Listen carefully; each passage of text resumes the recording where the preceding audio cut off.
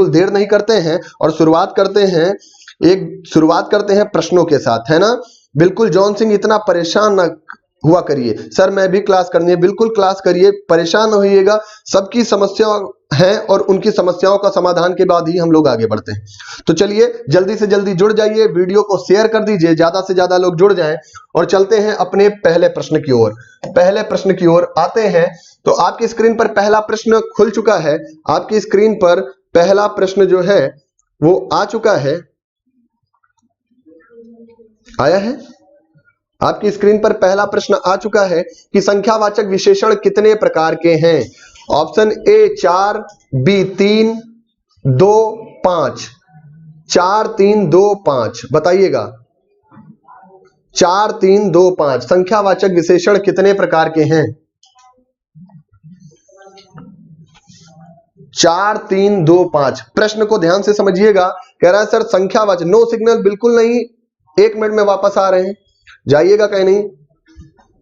चलिए संख्यावाचक विशेषण कितने प्रकार के हैं। Option A, option B, option C, option D. जवाब दीजिएगा और डिस्कशन करते हैं।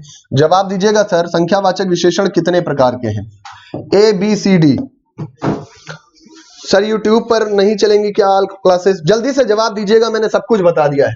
तो सर पहली बात पूछ रहा है संख्यावाचक विशेषण। आप ध्यान से समझिएगा। बहुत सारे लोग कहते हैं कि सर क्वेश्चन का उत्तर बता दिया जाता है, उसके विषय में नहीं बताया जाता है। तो प्रश्न के साथ मैं सब कुछ बताऊंगा। देखिएगा विशेषण की बात करें तो सबसे पहले आप जान लीजिए सर विशेषण क्या होता है। ऐसा शब्द जो संज्ञा या सर्वनाम की विशेषता बताए, नाम के बारे में जो अच्छा या बुरा बताए उसे क्या कहते हैं, विशेषण। समझ रहे हैं? नाम के बारे में जो अच्छा या बुरा बताए उसे क्या कहते हैं, विशेषण। यदि पूछता सर विशेषण की संख्या कितनी है तो आप बताते हैं सर 4। कौन कौन सी? सार्वनामिक विशेषण। पहला कौन सा? सार्वनामिक विशेषण। दूसरा कौन सा सर? संख्यावाचक विशेषण। कौन सा? संख्यावाचक विशेषण। तीसरा कौन सा सर? परिमाणवाचक विशेषण। और चौथा कौन सा? तो आप कहेंगे सर गुणवाचक विशेषण। तो विशेषण के 4 भेद आपने देखे, कौन कौन से? सार्वनामिक विशेषण, संख्यावाचक विशेषण, परिमाणवाचक विशेषण और गुणवाचक विशेषण, है ना। लेकिन प्रश्न पूछ रहा है कि सर संख्यावाचक विशेषण कितने प्रकार के होते हैं। तो देखिएगा संख्यावाचक विशेषण के 2 भेद होते हैं। एक होता है सर निश्चित संख्यावाचक विशेषण, एक होता है सर निश्चित संख्यावाचक विशेषण और एक होता है सर अनिश्चित संख्यावाचक विशेषण। एक होता है निश्चित और दूसरा होता है अनिश्चित संख्यावाचक विशेषण। तो प्रश्न आपसे सर पूछ रहा था, संख्यावाचक विशेषण कितने प्रकार के हैं, तो उत्तर हो जाएगा सी। तो जिन्होंने जवाब दिया है ऑप्शन सी वो बिल्कुल सही हो जाते हैं। जिन्होंने जवाब दिया है ऑप्शन सी वो बिल्कुल सही हो जाते हैं ना। चलिए अगले प्रश्न पर चलते हैं और अच्छे प्रश्न के साथ हम लोग अगले प्रश्न पर चलते हैं और प्रश्न को देखते हैं क्या है। तो प्रश्न नंबर 2 देखिएगा। क्वेश्चन नंबर 2 क्या कह रहा है? क्वेश्चन नंबर 2 देखिए क्या कह रहा है। वाक्यों में कौन सा मिश्र वाक्य है? वाक्यों में कौन सा मिश्र वाक्य है? Option A, option B, option C या डी। वह कौन सा मनुष्य है जिसने महाप्रतापी राजा भोज का नाम ना सुना हो? सभी ने महाप्रतापी राजा भोज का नाम सुना है। महाप्रतापी राजा भोज का नाम किसने नहीं सुना? कोई नहीं। ए बी सी डी बताइएगा। A B C D, A B C D जल्दी से जवाब दीजिएगा, मैं बताऊंगा। बहुत लोग कह रहे होंगे सर ये क्या है। तो पहली बात देखिएगा, रचना के आधार पर अगर प्रश्न पूछा जाए सर तो रचना के आधार पर जो वाक्य माने गए हैं उनकी संख्या है 3। सर रचना के आधार पर वाक्यों की कितनी संख्या है? 3। तो देखिएगा सर कौन कौन से? 1, 2 और 3। पहला होगा सर सरल वाक्य। कौन सा? सरल वाक्य। दूसरा कौन सा सर? संयुक्त वाक्य। कौन सा सर? संयुक्त वाक्य। और जो तीसरा है वो कौन सा है? मिश्र वाक्य। तो सरल वाक्य, संयुक्त वाक्य और मिश्र वाक्य। तो कहने का मतलब इंग्लिश में भी सर आपको पढ़ाते हैं सर सिंपल, कॉम्प्लेक्स और कंपाउंड। सिंपल, कॉम्प्लेक्स और कंपाउंड बिल्कुल वही है, सरल वाक्य, संयुक्त वाक्य और मिश्र वाक्य। अब देखिएगा जहां पर एक उद्देश्य और एक विधेय होता है वहां पर सरल वाक्य होता है। उद्देश्य का मतलब कार्य करने वाला एक हो और कार्य भी एक हो रहा हो, वो उस वाक्य को कहते हैं सरल वाक्य। जैसे माता जी खाना बनाती हैं, तो माता जी कार्य करने वाली एक और खाना बनाते हैं, कार्य भी कितना? एक। जहां पर एक उद्देश्य एक विधेय, सरल वाक्य। क्लियर बात? संयुक्त का मतलब होता है जुड़ जाना। तो जब दो वाक्य जुड़े, वो भी किसके साथ, कंजक्शन के साथ जुड़े, संयोजक के साथ जुड़े, वहां पर होता है संयुक्त वाक्य। आप कहेंगे सर कैसे संयुक्त वाक्य? तो देखिएगा, आपको पार्टनर मूवी का गाना याद होगा ना, लेकिन किंतु बंधु परंतु, सामने वो आती है। याद रखिएगा कि जब दो वाक्य किससे जुड़ जाएं, लेकिन से, किंतु से, परंतु से, परंतु से, फिर भी से, इसलिए से, लेकिन किंतु परंतु फिर भी इसलिए, और इनसे अगर जुड़ जाए तो ऐसा वाक्य क्या होता है, संयुक्त वाक्य। अच्छा, मिश्र वाक्य क्या होता है? मिश्र वाक्य क्या होता है? जिसमें एक कथन हो और उसका निष्कर्ष दे दिया जाए, यानी जहां पर एक स्टेटमेंट देन एक कंक्लूजन, जहां पर एक कथन और उसका दूसरा परिणाम, यानी कथन हो और उसका रिजल्ट दे दिया जाए, कथन हो उसका निष्कर्ष दे दिया जाए, वहां पर कौन सा वाक्य होता है? मिश्र वाक्य होता है, और ये भी संयोजकों से जुड़ते हैं। तो देखते हैं सर, यहां पर लिखा है वह कौन सा मनुष्य है जिसने महाप्रतापी राजा भोज का नाम ना सुना हो। देखते हैं कौन सा मिश्र वाक्य है। तो देखिएगा ऑप्शन हो जाएगा क्या, सबसे पहले बात इसने कहा है वह कौन सा मनुष्य है, यानी सबसे पहले बात इन्होंने क्या कह दी, एक स्टेटमेंट दे दिया है कि वह कौन सा मनुष्य है, और आगे देखिएगा निष्कर्ष यानी परिणाम भी बता देगा। आगे बताया है जिसने महाप्रतापी राजा भोज का नाम ना सुना हो, यानी एक स्टेटमेंट दिया गया, देन उसका कंक्लूजन निष्कर्ष भी दे दिया गया, और वाक्य भी किससे जुड़ा है, जिसने से। तो ये वाक्य हो जाएगा क्या सर, मिश्र वाक्य। तो जिनका उत्तर है ए, वो बिल्कुल सही हो जाते हैं, बिल्कुल क्लियर है ना, बहुत बढ़िया। तो जिनका उत्तर है ए, वो बिल्कुल सही हो जाते हैं। चलिए, जितने लोग जुड़े हैं वीडियो को लाइक शेयर करते रहिए। आगे अगला प्रश्न देखिएगा।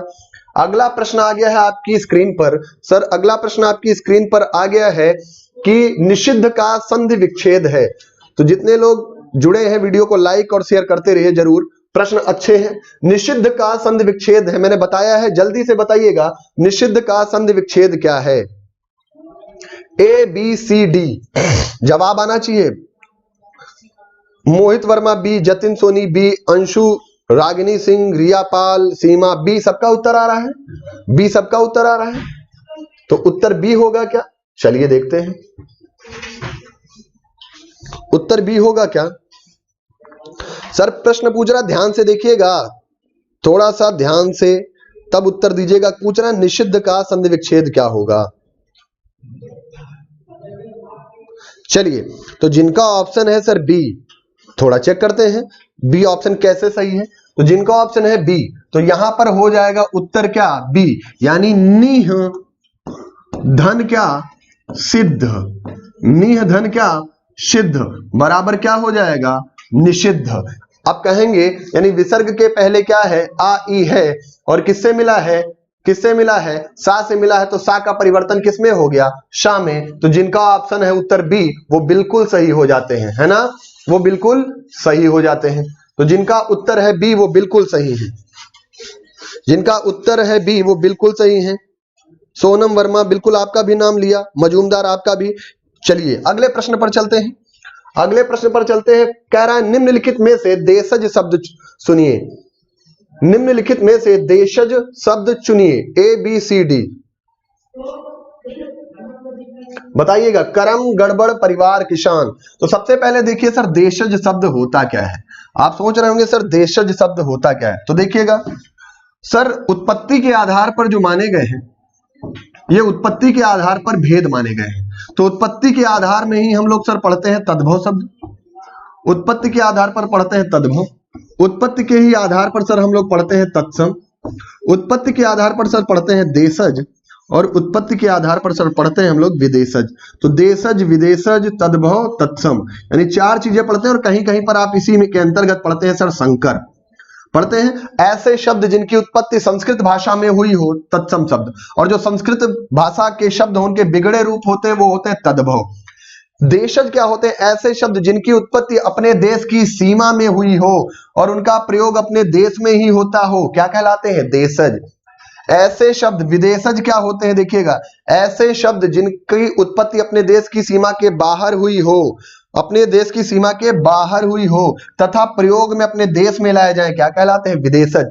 और संकर का मतलब होता है हाइब्रिड, दो भिन्न भाषाओं से मिलकर बनने वाला शब्द क्या कहलाता है? संकर।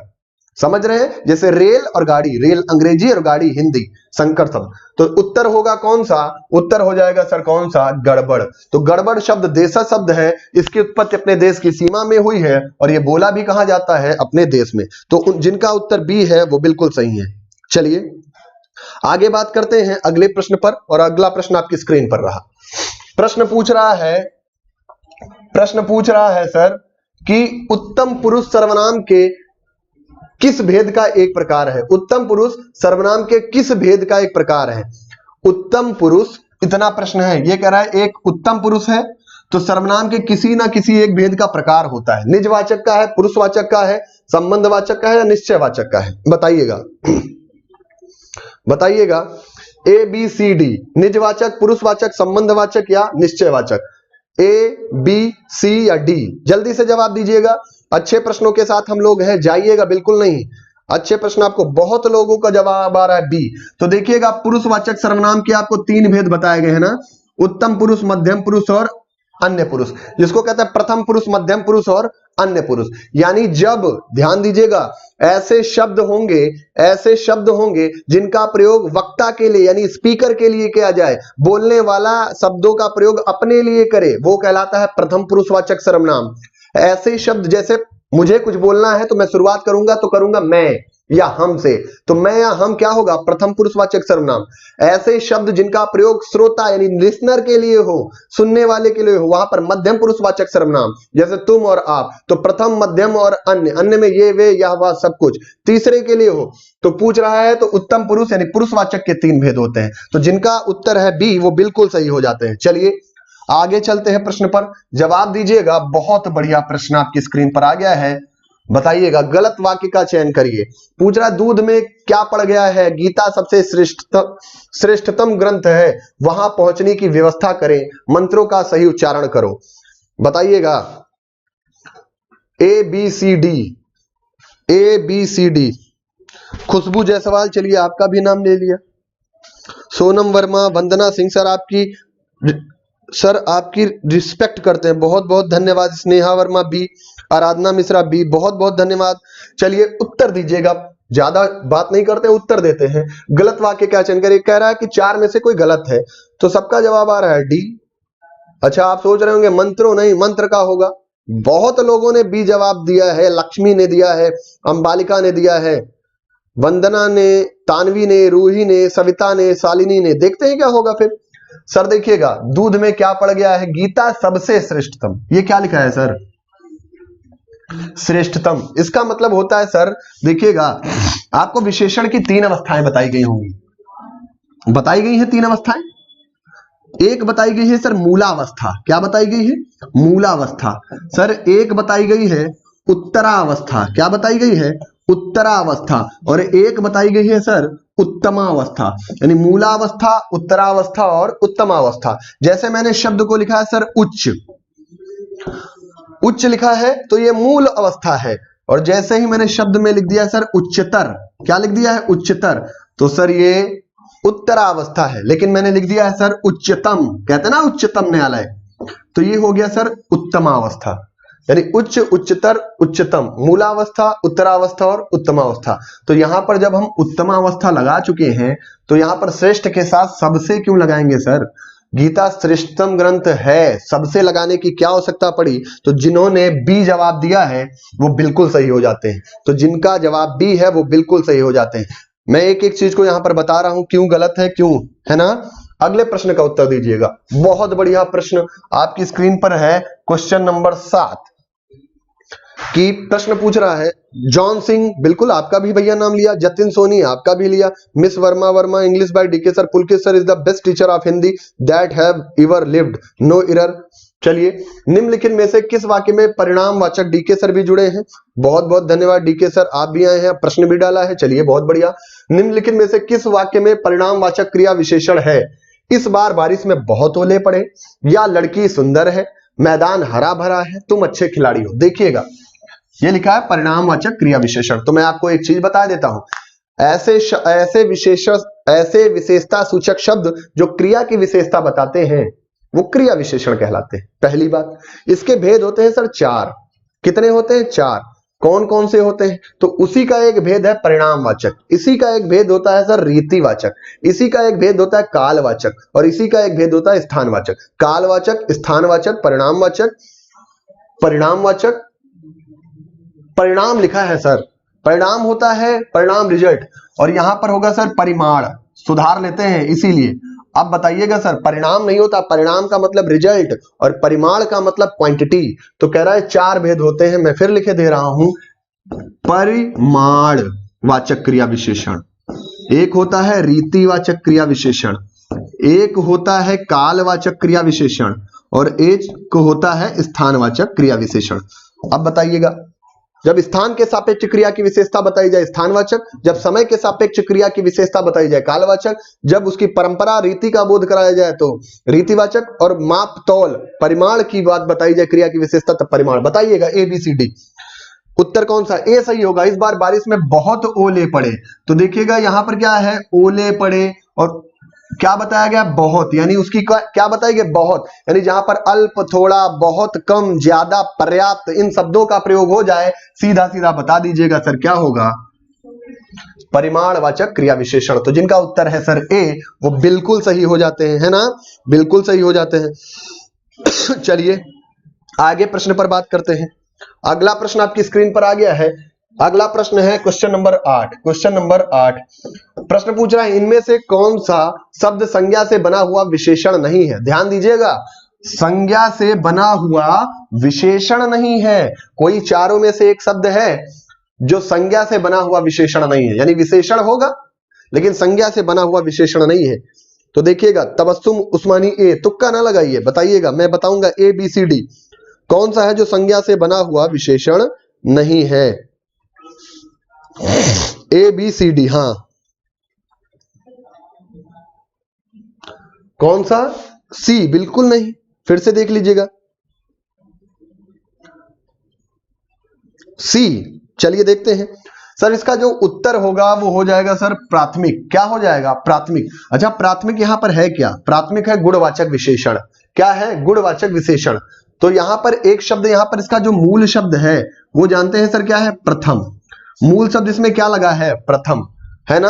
और ये क्या हो जाएगा? एक विशेष हो जाएगा। तो यहां पर जो उत्तर हो जाएगा वो हो जाएगा डी। तो ये संज्ञा से बना हुआ विशेषण नहीं है। तो जिन्होंने जवाब दिया है डी, बिल्कुल रमेश मिश्रा ने दिया है, सीमा शर्मा ने दिया है, तो जिनका जवाब है क्या? डी, वो बिल्कुल सही है। हाँ बिल्कुल, ये विशेष से है ना? इसका मूल शब्द क्या है? प्रथम है। प्राथमिक शब्द गुणवाचक विशेषण है, मैंने अभी बताया, बिल्कुल। चलिए, जिन्होंने जवाब दिया है क्या? जिन्होंने दिया है डी, वो बिल्कुल सही हो जाते हैं। चलिए आगे बात करते हैं अगले शब्द पर, अगले क्वेश्चन पर चलते हैं। और क्वेश्चन नंबर क्या है? क्वेश्चन नंबर है 9। तो देखते हैं क्वेश्चन नंबर 9। मां ने बच्चों को बुलाया, यह वाक्य किस कारक का उदाहरण है? मां ने बच्चों को बुलाया, ध्यान दीजिएगा, मां ने बच्चों को बुलाया, यह वाक्य किस कारक का उदाहरण है? A B C D, A B C D, जल्दी से उत्तर दीजिएगा। कारक का उदाहरण, संबंध कारक, कर्म कारक। चलिए मैं लिख देता हूं। संबंध का मतलब होता है सर का की के, रा री रे, नानी ने। कर्म का मतलब होता है को, यानी जहां पर को हो। कर्ता का मतलब होता है सर ने, और अपादान का मतलब होता है सर से। अब जवाब दीजिएगा अलग, बहुत कंफ्यूजन है भैया, कोई ए कह रहा है कोई बी कह रहा है, मतलब क्या है? तो देखिए, मां ने बच्चों को बुलाया किस कारक का उद्देश्य है? तो यहां पर देखिएगा, बताएंगे क्रिया। आपको मैं कारक चिन्ह की एक खासियत बताता हूं, देखिएगा है क्या। जब संज्ञा या सर्वनाम का संबंध क्रिया से जो चिन्ह बताते हैं उन्हें कारक चिन्ह कहा जाता है। संज्ञा सर्वनाम का क्रिया से संबंध बताने वाले चिन्ह क्या कहलाते हैं?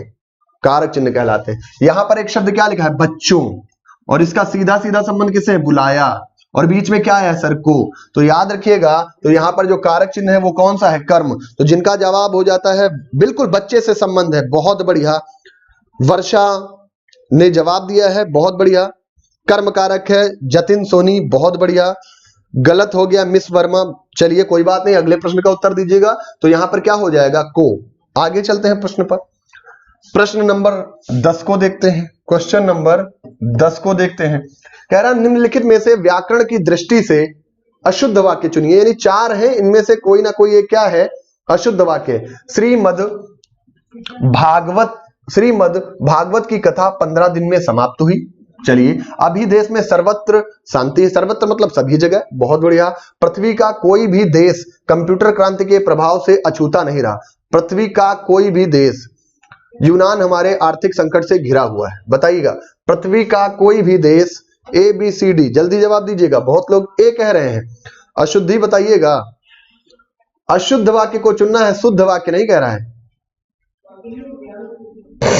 श्रीमद् भागवत की कथा 15 दिन में समाप्त हुई। अच्छा, श्रीमद् भागवत 15 दिन में समाप्त हुई होना चाहिए क्या?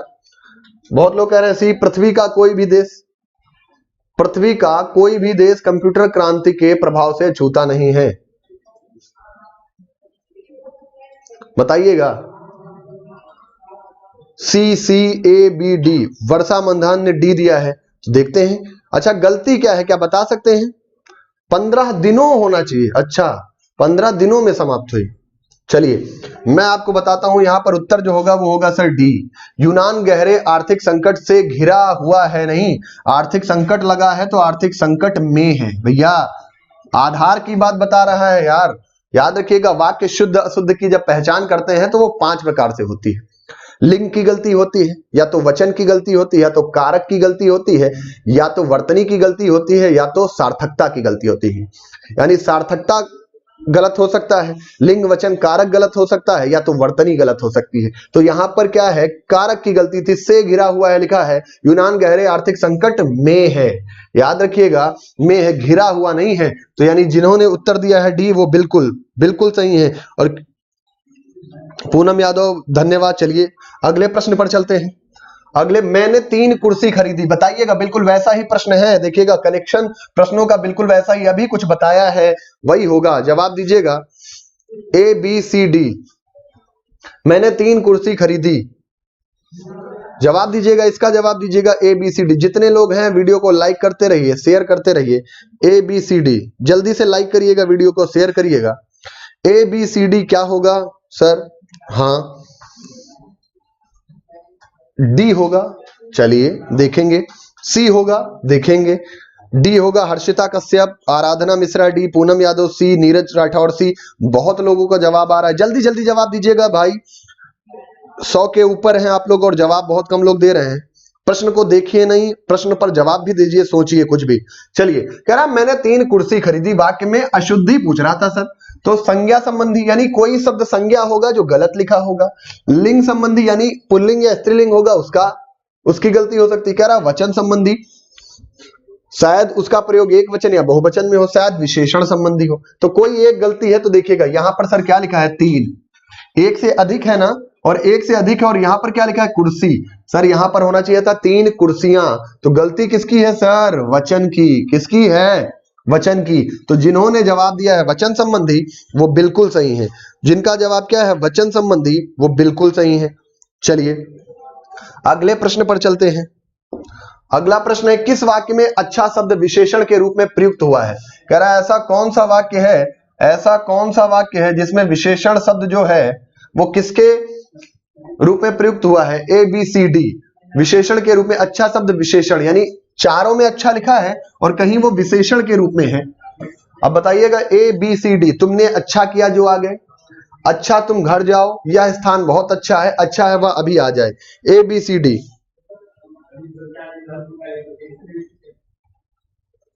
सब याद हो जाती है सर। इस तरह से किसी ने भी नहीं बताया। You are the best teacher sir, बहुत धन्यवाद। पूजा कटियार, मिस वर्मा, बिल्कुल याद हो जाता है, आपको भी याद हो जाएगा। मैं याद करवा दूंगा, मैंने कहा है मैं याद करवा दूंगा। मेरे साथ बस बने रहिए। शिक्षक आप जरूर बनेंगे, भावी शिक्षक है और शिक्षक भी बनेंगे।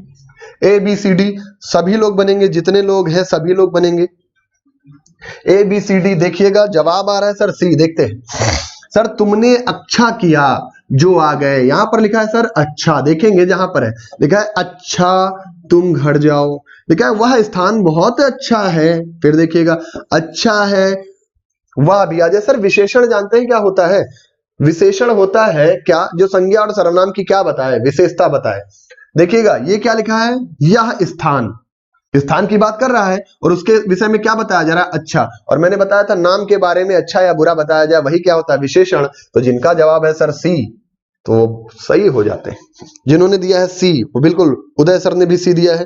थ्योरी नहीं पढ़ाएंगे सर, बिल्कुल पढ़ाएंगे। देखिएगा प्रश्नों के साथ मैं बताते भी जा रहा हूं कि मैंने बताया भी है कि कैसे होगा कैसे होगा, सब चीजों को बता रहे हैं। और थ्योरी के लिए सर आपकी वजह से मैं बिना कोचिंग के टेट सीटेट पास हो गया, थैंक यू, बहुत बहुत धन्यवाद रमेश मिश्रा। चलिए बिल्कुल मैं बताऊंगा, बीच बीच में मैं वीडियो डाल दूंगा, लेकिन आपके लिए ही, सुविधा के लिए है कि आप सुपर टेट का पैक खरीद सकते हैं या इंडिविजुअल पैक भी हिंदी का खरीद सकते हैं अगर आपको पढ़ना है ना।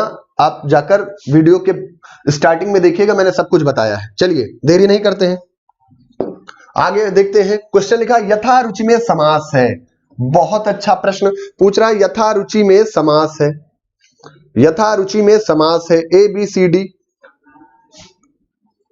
शिव मूरत सरोज नमस्ते, बिल्कुल जवाब दीजिएगा। कह रहा है यथा रुचि में समास है, ए बी सी डी, क्या होगा, ए बी सी डी। तत्पुरुष समास, बहुब्रीहि समास, अव्ययी भाव समास, द्वंद्व समास।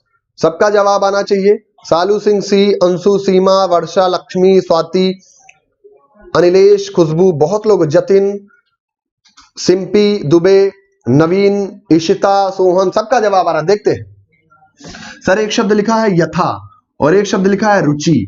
आपने पढ़ा होगा ऐसा समास जिसका पहला शब्द अव्यय हो या उपसर्ग हो, कौन सा समास होता है, अव्ययी भाव समास। अच्छा अव्यय क्या होते हैं, ऐसे शब्द जिन पर लिंग वचन कारक आदि का कोई प्रभाव पड़े लेकिन वो परिवर्तित ना हो। लिंग वचन कारक के प्रभाव से भी जो परिवर्तित नहीं होते वो कहलाते हैं अव्यय।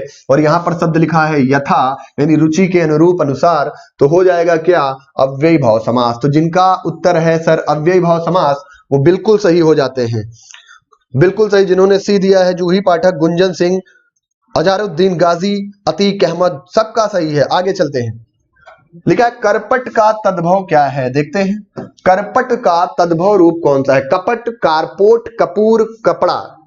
सर मेरा नाम ले सर, मुझे कोई प्यार नहीं करता। संतोष, बिल्कुल संतोष कुमार, मैंने ले लिया है आपका नाम। उत्तर दीजिएगा तभी आपको प्यार और करेंगे सब। बताइएगा करपट का तद्भव रूप कौन सा है, ए बी सी डी। कपट, कारपोट, कपूर, कपड़ा, जल्दी बताइएगा। ए बी सी डी क्या होगा, मूरत सरोज, जल्दी बताइएगा, जल्दी बताइएगा। चलिए देखिएगा सर, देखिएगा लिखा है कपूर, होता है सर कर्पूर। क्या होता है, कर्पूर होता है। सर लिखा है कपड़ा, चलिए देखिएगा इसमें मैंने सर लिखा है कर, सर इसमें मैंने लिखा है पट, ऐसा ही लिख दिया ना, आधी राह है ऊपर वाली बनती है। सर पट मतलब ही हो जाता है क्या, कपड़ा। पट पीत मानो, कहते ना ओढ़े श्यामल पीत पट। ओढ़े मतलब पहने हैं, श्यामल मतलब श्याम, पीत मतलब पीले, पट मतलब कपड़े, पट मतलब कपड़े। तो यहां पर क्या हो जाएगा, करपट का हो जाएगा डी। जिन्होंने उत्तर दिया डी बिल्कुल सही है, जिनका उत्तर है डी वो बिल्कुल सही है। तो चलिए अगले प्रश्न पर चलते हैं। 15वें प्रश्न पर सभी लोग वीडियो को लाइक और शेयर करते रहिए, जल्दी से जल्दी करते रहिए, और मैं प्रश्न अच्छे अच्छे आपके बीच में ला रहा हूं। वीडियो को लाइक शेयर करते रहिए। अगला प्रश्न 15 नंबर आपके बीच में आ गया है। पूछ रहा है सर आदि, आदि का शब्द युग्म है, इसका सही अर्थ क्या होगा। आदि, आदि का सही युग्म क्या होगा, अर्थ बताइएगा। आदि और आदि शब्द युग्म का सही अर्थ है प्रारंभ, आदिवासी इत्यादि, प्रारंभ, अभ्यस्त इत्यादि, आदिवासी। ए बी सी डी बताइएगा, ए बी सी डी। प्रारंभ आदिवासी, सी उत्तर आ रहा है। देखते हैं, एलिमिनेट कर लेते हैं। सर कहते हैं ना आदिकाल यानी प्रारंभिक काल, तो यहां पर ये ऑप्शन और ये ऑप्शन कट गया। अब देखिएगा या तो प्रारंभ होगा या तो प्रारंभ हो, ये होगा, ए और सी में कोई होगा। एलिमिनेट कर लिया ना। यहां पर लिखा है आदि, कहते ना है ये बात के तुम क्या हो गए हो, इस चीज के तुम आदि हो गए हो, यानी क्या है, अभ्यस्त। क्या हो गए हो, अभ्यस्त। तो जिनका उत्तर है सी वो बिल्कुल सही हो जाते हैं। बहुत बढ़िया जवाब, जिन्होंने सी दिया वो बिल्कुल सही है। चलिए अगले प्रश्न पर चलते हैं और जवाब दीजिएगा। पूछ रहा है सर निम्नलिखित में से किस शब्द में गुण संधि है। कह रहा है कोई शब्द है जिसमें गुण संधि है। प्रश्न का जवाब दीजिएगा, निम्नलिखित में से किस शब्द में गुण संधि है। हिमालय, इत्यादि, तल्लीन, Devendra. A B C D जवाब दीजिए। ए बी सी डी निम्नलिखित में से किस शब्द में गुण संधि है, पहचानिए भाई। हिमालय, इत्यादि, तल्लीन या देवेंद्र, बताइएगा किसमें गुण संधि है? A B C D, A B C D, A B C D निकालिएगा, ए बी सी डी किसमें है? जल्दी से उत्तर दीजिएगा। हिमालय, इत्यादि, तल्लीन और देवेंद्र किसमें है भैया? तो जवाब दीजिए ए बी सी डी। चलिए, तो जिनका उत्तर है सर क्या? गुण संधि। जिनका उत्तर क्या है सर? गुण संधि। जिनका उत्तर है गुण संधि किसमें है? देवेंद्र में। वो बिल्कुल सही है। देखिएगा सर, एक शब्द लिखा है देवेंद्र, होता क्या है गुण संधि में आपको बताता हूं। मैंने लिखा है सर देवेंद्र लिखा है, तो मैंने जहां तक पहचाना रास्ता ब्लॉक कर दिया। सर पहचाना किससे है? पहचाना किससे है? ए से। और ए वर्णमाला में कैसे बनता है? ए वर्णमाला में कैसे बनता है सर? बनता है आ प्लस ई से। कैसे बनता है? आ प्लस ई से, आ प्लस ई से। तो एक शब्द हो गया देव और एक शब्द हो गया इंद्र, एक शब्द हो गया इंद्र। यानी मूल शब्द के अंत में क्या आया है? आ, और यहां पर क्या आया है? ई। तो आ प्लस ई बराबर क्या बना? ए। और आपने पढ़ा है यदि आ का मेल ई ई उ से हो जाए, यदि आ का मेल ई ई उ री से हो जाए तो वहां पर कौन सी संधि होती है सर? गुण संधि होती है। तो जिनका जवाब है सर डी, वो बिल्कुल सही हो जाता है। चलिए मैं सब कुछ बता देता हूं। हिम धन आलय, तो यहां पर है हिम धन आलय, क्या हो जाएगा? दीर्घ स्वर संधि। इति धन आदि, जड़ संधि। तत् धन लीन, व्यंजन संधि। और देवेंद्र में कौन सी? गुण संधि। तो जिनका उत्तर है डी, वो बिल्कुल सही है। अगले प्रश्न पर चलते हैं और अगले प्रश्न का जवाब दीजिएगा। अगला प्रश्न है सर आपकी स्क्रीन पर, अगला प्रश्न है आपकी स्क्रीन पर। अध्यादेश में उपसर्ग है, अध्यादेश में उपसर्ग है ए बी सी डी। जवाब दीजिएगा। मेरा नाम लीजिए संतोष कुमार, भैया आपका नाम ले रहे हैं। ए बी सी डी अध्यादेश में उपसर्ग है ए बी सी और डी, बताइएगा अध्यादेश में उपसर्ग कौन सा है? उत्तर आ रहा है डी, उत्तर आ रहा है डी। चलिए देखते हैं अध्यादेश में उपसर्ग कौन सा है। उत्तर आप लोग दे रहे हैं सर कौन सा? डी। चलिए देखते हैं। तो सर एक शब्द यहां पर मैंने लिखा अधि और एक शब्द मैंने लिखा सर यहां पर आदेश। क्या लिखा है? आदेश। अधिधन आदेश, यानी आदेश के आगे क्या लिखा है? अधि। तो यहां पर ऑप्शन हो जाएगा डी। अब देख लीजिएगा, जहां तक पहचानते हैं वहां तक ब्लॉक कर देते हैं। याद होगा ना यण संधि? आधे अक्षर को सर क्या करते हैं? पूरा अक्षर करते हैं। आधे अक्षर के बाद क्या पढ़ते हैं? या की मात्रा क्या लगा देते हैं? अधि। अब देखिएगा बचा क्या है सर? आदेश। क्या बचा है? आदेश, यानी अधिधन आदेश। तो जिनका उत्तर है सर डी, वो बिल्कुल सही हो जाते हैं। बिल्कुल सही। जिनका उत्तर है डी वो बिल्कुल सही है। और मैंने बता भी दिया कैसे, बता भी दिया कैसे। अगले प्रश्न का उत्तर दे दीजिएगा। युजुत्सु, युजुत्सु का अर्थ है, चलिए युजुत्सु का अर्थ है बताइएगा। युद्ध में अमर होने वाला, युद्ध की इच्छा रखने वाला, दूसरों को। बहुत बढ़िया प्रश्न है। दो ऑप्शन तो बिल्कुल, युद्ध की इच्छा और युद्ध की इच्छा रखने वाला बिल्कुल एक जैसे हैं। बताइएगा ए बी सी। बहुत लोग कह रहे हैं उमा यादव सी, श्रेया मिश्रा सी, विशाल, मिस वर्मा, बीना, सचान, सविता, रिया, सबका सी आ रहा है। देखते सर अगर लिखा हो युयुत्स तब होता युद्ध की इच्छा, लेकिन जब भी याद रखिएगा उसमें ऊ लग जाए, क्या लग जाए? ऊ लग जाए, वहां पर याद रखिएगा हो जाएगा सर रखने वाला। तो युद्ध की इच्छा रखने वाला युजुत्सु कहलाता है। देखेंगे सर जैसे लिख रहा है जिज्ञासा, तो जानने की इच्छा क्या कहलाता है? जिज्ञासा। लेकिन जानने की इच्छा रखने वाला जिज्ञासु क्या कहलाता है? जिज्ञासु। यानी ऊ की मात्रा जब भी लग जाए तो याद रखिएगा रखने वाला लगा दीजिएगा ऑप्शन में। तो जिनका उत्तर है सी वो बिल्कुल सही हो जाते हैं। अगले प्रश्न पर चलते हैं, अगले प्रश्न पर चलते हैं और अगले प्रश्न का उत्तर दीजिएगा। बहुत आसान प्रश्न आपके बीच में। किस वाक्य में क्रिया वर्तमान काल में है? किस वाक्य में क्रिया वर्तमान काल में है? किस वाक्य में क्रिया वर्तमान काल में है? ए बी सी डी बताइएगा। उसने फल खा लिए थे, मोहन जा रहा है, तुम कल आने वाले थे, मैं पटना जाऊंगा। A B C D, A B C D बताइएगा। Sunil Kumar Sharma, A B C D जल्दी से जवाब दीजिएगा। ए बी सी डी जवाब दीजिए। उसने फल खा लिए थे, मोहन जा रहा था, तुम कल आने वाले थे, मैं पटना जाऊंगा। A B C D. देखिएगा किस काल में वर्तमान है, तो उत्तर आ रहा है सर बी। तो देखिएगा यहां पर लिखा खा लिए थे, यहां पर क्या लिखा है, खा लिए थे, यानी बात कर रहा है समय क्या है, क्रिया किसकी बात कर रहा है, किसमें है, भूतकाल में है, तो सर ये नहीं होगा। लिखा आने वाले थे, यहां भी क्या लिखा है, जाऊंगा, भविष्य की बात बता रहा है, और जा रहा है यानी कॉन्टिन्यूअस काम चल रहा है, क्रिया का वर्तमान समय में है और कार्य का होना पाया जा रहा है, तो यहां पर हो जाएगा वर्तमान काल। तो जिनका उत्तर है क्या बी, जिनका उत्तर है क्या बी, वो बिल्कुल सही हो जाते हैं, वो बिल्कुल सही हो जाते हैं। अगला प्रश्न देखते हैं, कह रहा नाविक का संधि विच्छेद क्या है, नाविक का संधि विच्छेद क्या है, बताइएगा। प्रश्न आपके स्क्रीन पर है, नाविक का संधि विच्छेद क्या है, और जवाब दीजिएगा ए बी सी डी, बताइएगा ए बी सी डी, उत्तर क्या होगा। तो देखिएगा सर एक शब्द मिला है नाविक, तो जहां तक पहचानते हैं वहां तक क्या कर देते हैं, ब्लॉक कर दिया ना, कर दिया। नाव, साउंड कौन सा आया है सर, आओ, और आपको पता है आए आए ओ आओ, और आओ की मात्रा क्या होती है सर, आओ, ए ऐ ओ औ, आए आए ओ आओ, है ना। तो यहां पर मिला है नाव। तो होता क्या है, जो भी साउंड होता है, जो भी साउंड होता है उसकी एक मात्रा होती है, उस मात्रा को दिए गए शब्द के पहले वर्ण पर लगा देते हैं। तो ना पर लगाया नौ, क्या लगा दिया, नौ, यानी नाव से क्या बना, नौ। अब देखिए बचा क्या है सर, ई बचा है और का बचा है, यानी हो जाएगा 9 धन 1। तो देखिए कोई ऑप्शन है जिसमें 9 धन 1 है, तो उत्तर नंबर क्या हो जाएगा, ए। तो जिनका जवाब है ए वो बिल्कुल सही हो जाते हैं, है ना, वो बिल्कुल सही हो जाते हैं। लास्ट प्रश्न है 21, बताइएगा चेहरे पर हवाइयां उड़ना मुहावरे का अर्थ क्या है, उत्तर दीजिएगा। चेहरे पर हवाइयां उड़ना मुहावरे का क्या अर्थ है, चेहरे पर हवाइयां उड़ना मुहावरे का क्या अर्थ है।